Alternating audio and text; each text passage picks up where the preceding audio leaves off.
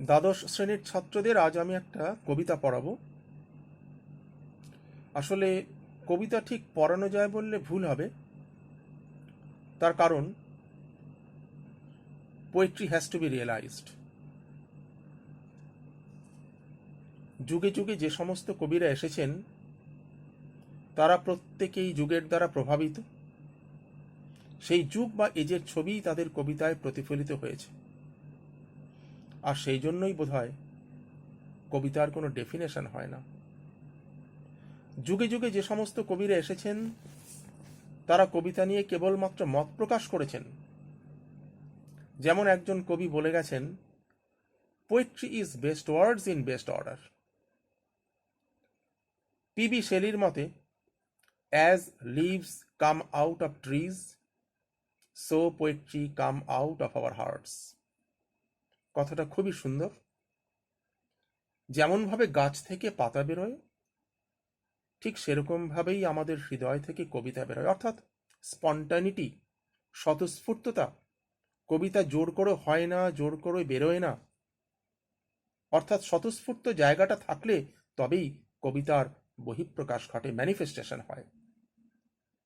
ঠিক এই ধারণাকেই ওয়ার্ডসওয়ার্থ আরেক রকমভাবে বলে গেছেন, poetry is spontaneous overflow of powerful feelings. অর্থাৎ আমাদের যে ফিলিংস, তারই যে স্বতঃস্ফূর্ত বহিঃপ্রকাশ, সেটাই কবিতা। অর্থাৎ এই দুটো ধারণাকে আমরা যদি পাশাপাশি রাখি, একটা জিনিস আমাদের কাছে সুস্পষ্ট, যে স্পন্টানিটি, স্বতঃস্ফূর্ততা কবিতার একটা ইম্পর্টেন্ট এলিমেন্ট। যাই হোক, যুগের অগ্রসরের সঙ্গে সঙ্গে কবিতার প্রকৃতি এবং প্রকাশের পরিবর্তন ঘটেছে।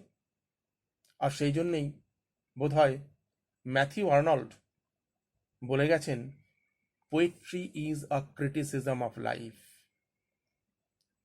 আবার আমরা যদি আধুনিক দৃষ্টিভঙ্গির পরিপ্রেক্ষিতে কবিতার বিশ্লেষণ করি, তাহলে সেখানে দেখব ইয়েটস বলছেন, poetry is emotion, intellect, blood, all running together. অর্থাৎ কবিতা মানে সেখানে ইমোশনও আছে, ইন্টেলেক্টও আছে, ব্লাড, সবকিছুরই একটা সংমিশ্রণ।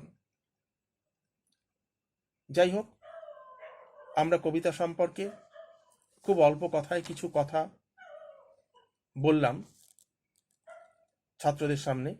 আশা করি তারা বিষয়টা একটু উপলব্ধি করবে। এবারে প্রসঙ্গে আসা যাক।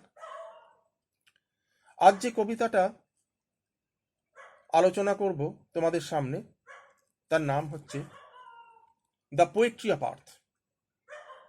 কবির নাম জন কিটস। কবিতাটি একটি সনেট। সনেটের প্রসঙ্গে আসার আগে কবি সম্পর্কে দু চার কথা বলা দরকার। জন কিটসের নাম রোমান্টিক যুগের সঙ্গে জড়িত, আমরা সবাই জানি, একজন বিখ্যাত কবি রোমান্টিক যুগের।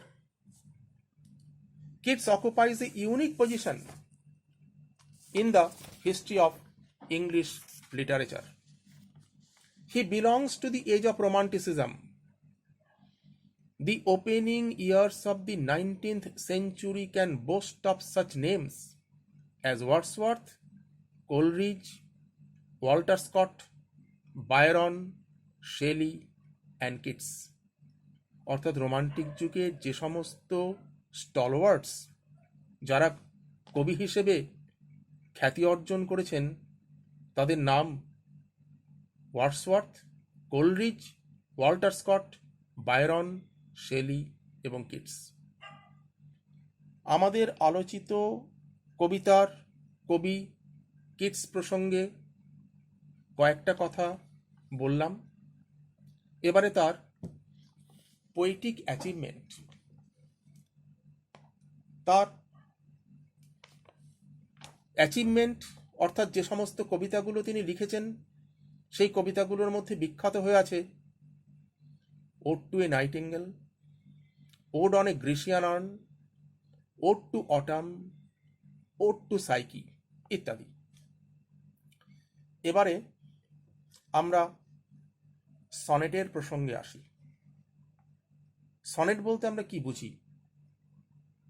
Usually sonnets are lyrical poems of 14 lines that follow a specific rhyming pattern। অর্থাৎ সনেট বলতে আমরা বুঝছি লিরিক্যাল পোয়েমস অফ 14 লাইন্স, 14 লাইনের লিরিক্যাল কবিতা, একটা নির্দিষ্ট রাইমিং প্যাটার্নে লেখা। ইংলিশ লিটারেচারে 4 রকমের সনেট আছে: Petrarchan sonnet, Shakespearean sonnet, Miltonic sonnet, English sonnet. আমাদের আলোচ্য কবিতাটি পেট্রার্কান ফর্ম অফ সনেট, অর্থাৎ ইংরেজি লিটারেচারে এই যে 4 রকমের কবিতা, তার ডিফারেন্ট ক্যারেক্টারিস্টিক ফিচার, এর মধ্যে আমরা যে কবিতাটা পড়ছি বা পড়তে চলেছি সেটা Petrarchan form of sonnet. It is a 14 line poem with an octave and a sestet. অর্থাৎ পেট্রার্কান সনেটের ফর্মটা কেমন? 14 লাইনের কবিতা যার একটি অক্টেভ আছে এবং একটি সেস্টেট আছে। Octave consists of 8 lines and sestet consists of 6 lines. অর্থাৎ অক্টেভ 8টা লাইন নিয়ে গঠিত হয়েছে আর সেস্টেট গঠিত হয়েছে 6টি লাইন নিয়ে। What the octave states, sestet justifies. Octave যা বলে সেস্টেট সেটা সমর্থন করে বা জাস্টিফাই করে। এবার আমরা কবিতার টাইটেলে যাব। কবি যে টাইটেলটা ব্যবহার করেছেন,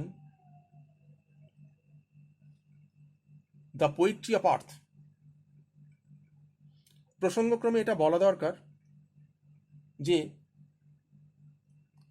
সনেটের কোনো টাইটেল হয় না।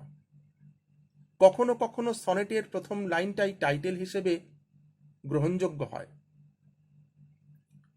এখানে কবি যে টাইটেলটা ব্যবহার করেছেন দ্য পোয়েট্রি অফ আর্থ, এখানে পরিষ্কারভাবে আমরা দেখতে পাই the expression the poetry of earth, যে কথাটা ব্যবহার করেছেন সেখানে তিনি বোঝাতে চেয়েছেন যে এই যে মিউজিক, প্রকৃতির বুকে যে মিউজিক বা যে পোয়েট্রি চলেছে তার কখনো বিরাম হয় না, বিরাম নেই, অনবরত। It goes on uninterrupted without any break or without any rest. The expression the poetry of earth clearly suggests that the earth possesses poetry and the poetry of earth may change from season to season but cannot die. It goes on without any break. Here, Keats uses music as a symbol of poetry. In the octave, he presents the music of summer in the voice of the grasshopper. In the sestet, he presents the music of winter in the song of the cricket.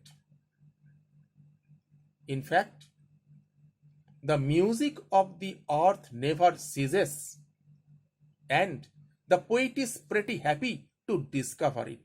অর্থাৎ প্রকৃতির বুকে poetry কখনো থামে না, অনবরত চলে যায়, এবং কবি এই ব্যাপারটাতে অত্যন্ত হ্যাপি ফিল করেছেন যে এই প্রকৃতির বুকে, এই পৃথিবীতে যে পোয়েট্রি চলেছে, মিউজিক চলেছে, এটা অনবরত চলেছে, এর কখনো কোনো ইন্টারাপশন হয় না। যাই হোক, আমরা এবারে টাইটেলের পর কবিতার সাবজেক্ট ম্যাটারে আসব। কবিতাটা কি নিয়ে? কবিতাটা ডেসক্রিপটিভ এবং কবিতাটা জন কিটস যে বর্ণনাটা দিয়েছেন সেই ডেসক্রিপশনটা খুব লুসিড, খুব ক্লিয়ার, খুব simple. The poetry of earth is a descriptive poem. In the poem, the expression poetry of earth stands for the music of the world. This music comes from two tiny creatures of nature. They are the grasshopper and the cricket. The grasshopper represents the season of summer and the cricket represents the season of winter. Their sweet notes prove that the poetry of earth is perpetual, continuous, never ending. অর্থাৎ কবিতার বিষয়বস্তুতে আমরা দেখছি যে দুটো সিজনকে represent করেছে দুটো creature, একটি গ্রাসহপার আর একটি ক্রিকেট। গ্রাসহপার রিপ্রেজেন্ট করছে সামার সিজনকে আর ক্রিকেট রিপ্রেজেন্ট করছে উইন্টার সিজনকে। এটাই হচ্ছে আমাদের এই কবিতার সংক্ষিপ্তভাবে যদি আমরা এটাকে গ্রহণ করি সাবজেক্ট ম্যাটার। এবারে আমাদের আলোচ্য কবিতার একটু ডিটেল স্টাডি করা যাক।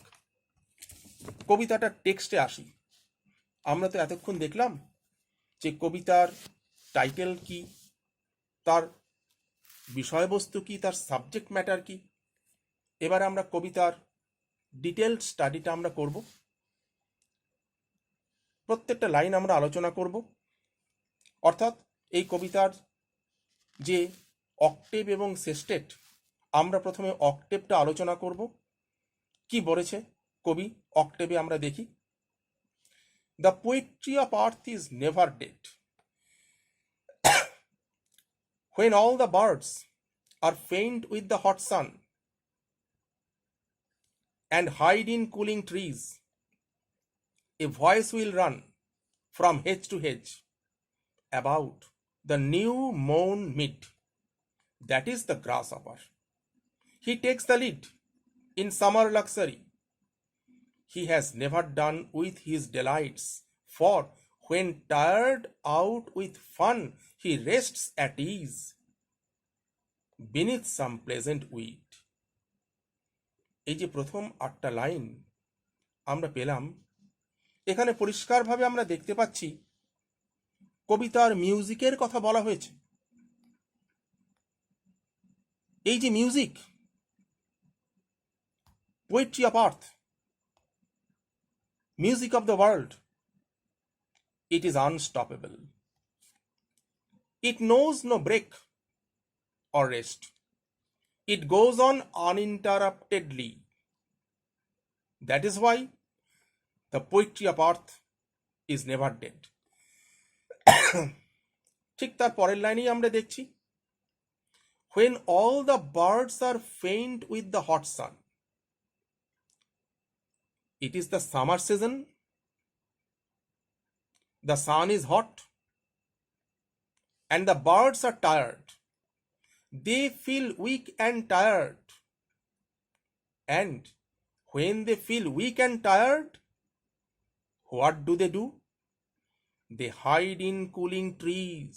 অর্থাৎ তারা ক্লান্ত হয়ে, শ্রান্ত হয়ে তারা ছায়া খোঁজে, শেড খোঁজে, যেখানে বসে তারা একটু শান্তিতে বিশ্রাম করবে। এবং যখন মনে হয় সমস্ত পাখিগুলো ক্লান্ত হয়ে তাদের গান বন্ধ করে দিয়েছে, প্রকৃতির কোলে মিউজিকটা বন্ধ হয়ে গেছে বলে মনে হয়, ঠিক তখনই আমরা দেখতে পাই কবি যে কথাটা বলেছেন যে প্রকৃতির কোলে মিউজিক কখনো থামে না, তার কখনো সমাপ্তি নেই, তার কখনো শেষ হয় না। It goes on uninterruptedly without any break or without any rest. তখন আমরা কি দেখতে পাচ্ছি? কবি পরিষ্কারভাবে বলেছেন, a grasshopper comes out, a grasshopper starts singing from hedge to hedge about the new mown mead. অর্থাৎ নিউ মন, অ্যাকচুয়ালি মন কথাটা এসেছে মো, MOW, কথাটার মানে হচ্ছে to cut grass using a machine or a tool. Mow কথাটার past participle mown. তাহলে the new mown mead অর্থাৎ newly trimmed meadow or pasture, অর্থাৎ যে মুহূর্তে মনে হচ্ছে পাখিরা ক্লান্ত হয়ে তাদের গান বন্ধ করে দিয়েছে, সেই মুহূর্তেই গ্রাসহাপার গান ধরেছে এবং সে একটা লিডিং রোল প্লে করেছে। কিভাবে? ইন সামার লাক্সারি, অর্থাৎ summer is luxurious to the grasshopper. গ্রাসহাপারের কাছে সামার খুব প্লেজেন্ট, তার কাছে একটা happy season. He has never done with his delights, অর্থাৎ he finds extreme pleasure in the season of summer. For when tired out with fun, he rests at ease beneath some pleasant weed. গান করতে করতে সেই গ্রাসহাপারও যখন ক্লান্ত হয়ে যাচ্ছে, tired হয়ে যাচ্ছে, সেও তখন রেস্ট নিচ্ছে, বিশ্রাম নিচ্ছে। কোথায়? beneath some pleasant weed, অর্থাৎ যখন গ্রাসহাপার এক্সট্রিমলি এক্সস্টেড হয়ে যাচ্ছে, তখন সে প্লেজেন্ট উইডে সে বিশ্রাম নিচ্ছে। অর্থাৎ আমরা এই অক্টেভ থেকে যে ছবিটা পাই, সেই ছবিটা আমাদের কাছে খুব সুস্পষ্ট, যে যখন সমস্ত পাখির গান থেমে যায়, কবি মনে করেন পাখিগুলো যখন ক্লান্ত হয়ে তাদের গান বন্ধ করে দেয়, গাছে তারা বিশ্রাম নেয়, সেই সময় গ্রাসহাপার লিডিং রোল প্লে করে এবং আমাদের প্রকৃতির কোলে তার মিউজিকটা আবার তুলে ধরে। অর্থাৎ আমাদের কাছে অক্টেভটা খুব পরিষ্কার যে in summer the birds feel weak and tired due to the scorching heat of the sun. They droop in exhaustion and seek shady shelter. They stop their songs and hide in cooling trees. The music of the earth appears to cease. The music of the earth appears to stop. At this particular juncture, at this moment, the grasshopper comes out and takes the lead. অর্থাৎ যখন মনে হয় পাখিগুলোর গান বন্ধ হয়ে গেছে, প্রকৃতির গানও বোধহয় বন্ধ হতে চলেছে, কিন্তু তা হয় না। গ্রাসহাপার আবার গানটাকে নতুন সুরে গেয়ে তারা প্রকৃতির গানটাকে কন্টিনিউ করে। The grasshopper takes the lead by singing merrily from hedge to hedge. He finds great pleasure and happiness in this season and manifests them through his song. After having a great deal of mirth and merriment, he gets extremely exhausted and rests beneath some pleasant weed. অর্থাৎ এটা আমাদের কাছে স্পষ্ট যে summer season গ্রাসহাপারের কাছে অত্যন্ত pleasant, একটা happy season. যখন পাখির গান বন্ধ হয়ে যায়, সে লিডিং রোল প্লে করে, আবার সেও যখন অত্যন্ত টায়ার্ড হয়ে যায়, সে তখন এই প্রকৃতিরই একটা এলিমেন্ট উইড, সেখানে সে বিশ্রাম করতে শুরু করে। এই হচ্ছে আমাদের অক্টেভের আলোচনা। আজ আমরা এই পর্যন্ত করব, পরের দিন আমরা সেস্টেট নিয়ে আলোচনা করব। আজ তাহলে এই অক্টেভ পর্যন্ত তোমাদের পড়ানো হলো, তোমরা বাড়িতে দেখো, পরের দিন সেস্টেটের আলোচনা হবে। ঠিক আছে?